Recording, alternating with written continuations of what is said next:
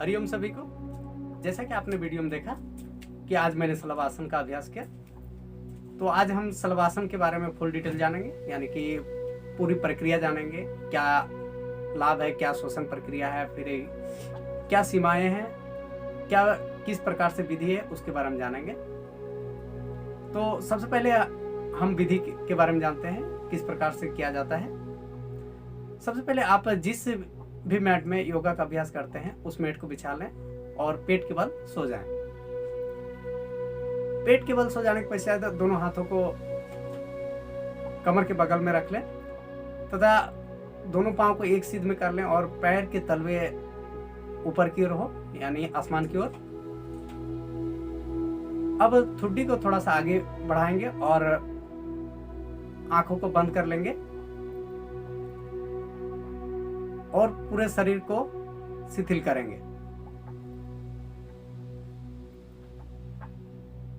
यह हमारा प्रारंभिक स्थिति हुई। अब धीरे धीरे दोनों पैरों को ऊपर की ओर ले जाएंगे, यथासंभव जितना आप ले जा सकते हैं उतना तक ले जाएंगे और अंतिम स्थिति में रुकेंगे। जब आप अंतिम स्थिति में रुकेंगे तो श्वास अंदर रहेंगे और जब आपको लगने लगे कि अब इस स्थिति में ना रुका जाए या फिर बिना शरीर में जोर डाले जितनी देर तक रुक सकते हैं रुकेंगे, अन्यथा उसके बाद धीरे धीरे दोनों पैरों को नीचे की ओर लाएंगे और नीचे लाते समय इस प्रकार से रखेंगे कि हमारे पैरों में चोट न लगे। ये हमारा एक चक्र हुआ। उसके बाद आप हल्का सा ठुड्डी को घुमाएंगे और लंबी गहरी श्वास लेंगे तथा श्वास को संतुलित करेंगे और जो हृदय गति बढ़ी हुई थी उसे भी संतुलित करेंगे, यानी कि पूर्ण विश्रांति की अनुभूति करेंगे। ये हमारा विधि हुआ। अब श्वसन प्रक्रिया। श्वसन प्रक्रिया में आप जब पैरों को ऊपर की ओर ले जाते हैं उस समय श्वास को अंदर लेके रोकेंगे और जब पूर्ण स्थिति में पहुंचेंगे तब भी श्वास को अंदर ही रखेंगे और जब लगने लगे कि इस स्थिति में न रुका जाए तो धीरे धीरे दोनों पैरों को नीचे की ओर लाएंगे और जब दोनों पैर जमीन पे आ जाएंगे तो श्वास को बाहर छोड़ेंगे।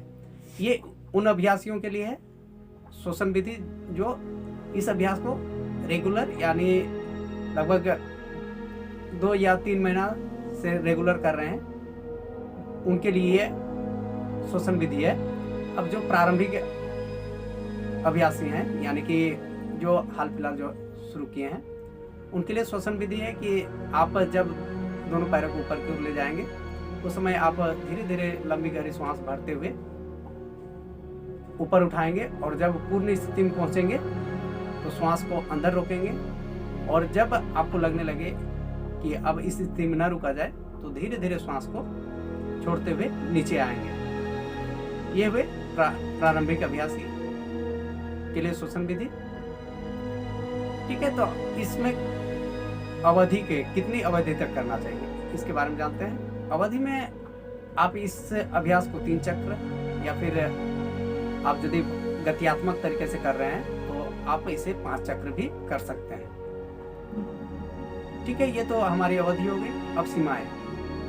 जिनकी भी व्यक्ति को कमर में हाई बहुत ज़्यादा दर्द हो वो इस आसन का अभ्यास ना करें तथा जिन व्यक्ति का हृदय कमजोर हो वो भी इस आसन का अभ्यास ना करें। वो व्यक्ति भी इस आसन का अभ्यास ना करें जिनका ब्लड प्रेशर हाई हो, यानी कि हाई बीपी की समस्या हो, उच्च रक्तचाप की समस्या हो, वो इस अभ्यास को ना करें। या तो यदि आप करना चाहते हैं तो उसमें आप किसी शिक्षित योग शिक्षक के माध्यम से ही उनकी देखरेख में ही इस आसन का अभ्यास करें। शलभासन के लाभ। शलभासन मुख्य रूप से हमारे शरीर के निचले हिस्से तथा गर्दन में प्रभाव डालता है, जिसमें हमारे पारा अनुकंपित तंत्रिकाएं मौजूद रहती हैं खास करके दो ही प्रदेश पे रहती हैं, वो गर्दन और हमारे सलोनी प्रदेश में पारा अनुकंपी तंत्रिकाएं मौजूद रहती हैं। शलभासन संपूर्ण स्वचालित तंत्र को उद्दीप्त करता है। खास करके इसमें पारा अनुकंपी तंत्रिका तंत्र मौजूद रहते हैं।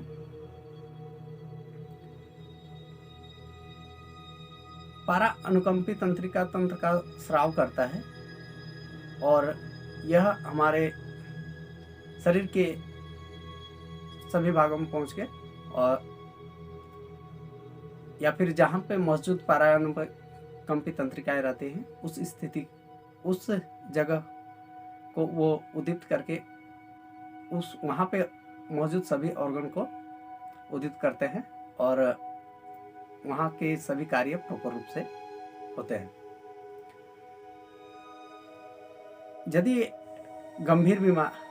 यदि रोग गंभीर स्थिति में ना हो, जैसे कि आपका स्लिप डिस्क या साइटिका या फिर सर्वाइकल स्पॉन्डिलाइटिस, ये बीमारी यदि गंभीर स्थिति में ना हो तो इस आसन का अभ्यास करके हम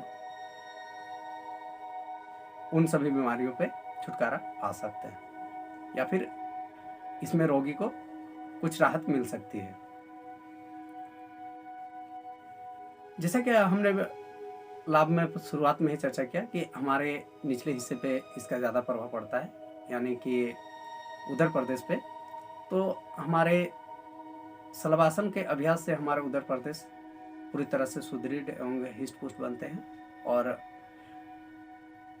आपको पता ही होगा, जैसे कि हमारे सभी अंग यदि हिष्ट पुष्ट या प्रॉपर रूप से कार्य करेंगे तो हमारे उस क्षेत्र में प्रॉपर रूप से ब्लड का फ्लो होगा या फिर जो भी उस क्षेत्र का कार्य है वो सही तरीके से होगा, जिससे कि उस प्रदेश पे सभी काम संपूर्ण रूप में पूर्ण होंगे।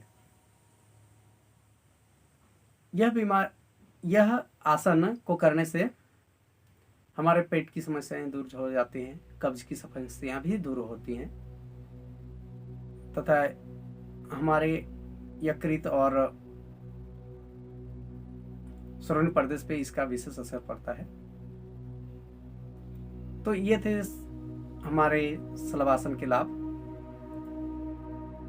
आपको ये वीडियो अच्छी लगी तो आप इसे प्लीज़ लाइक करना और हमारे चैनल को सब्सक्राइब कर लेना, ताकि जब भी हमारी नई वीडियो आए तो उसकी जानकारी आपको सबसे पहले मिले। इसलिए आप बेल आइकन को भी ऑन कर लीजिएगा। तो धन्यवाद। आज के वीडियो में बस इतना ही। हरिओम।